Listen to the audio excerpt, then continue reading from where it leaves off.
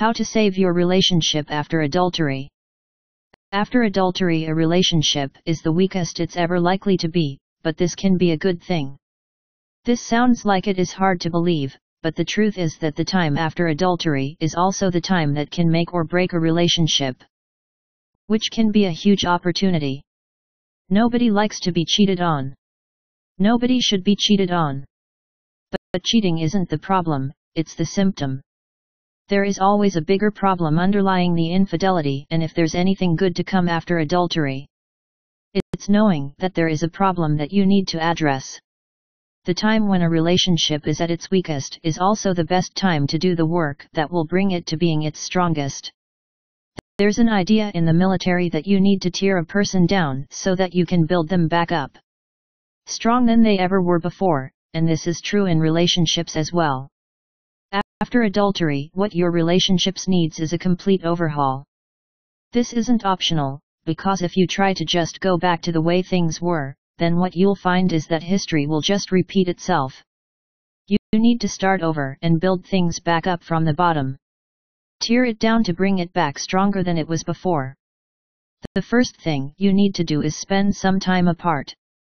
This may seem counterintuitive since you're dealing with an after-adultery situation, when the urge might be to not let your partner out of your sight for a single second.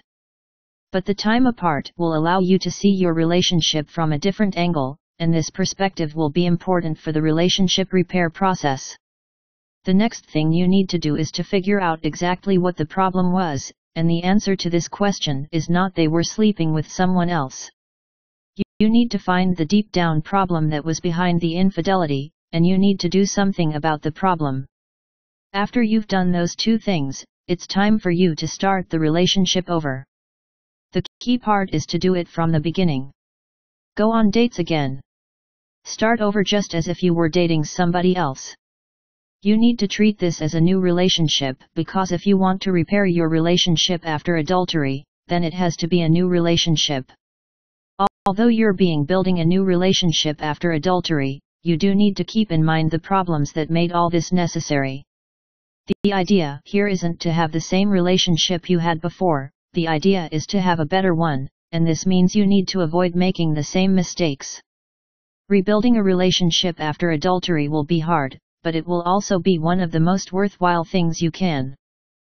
Remember, there is help available out there, and seeking it out one of the best things you can do for your relationship.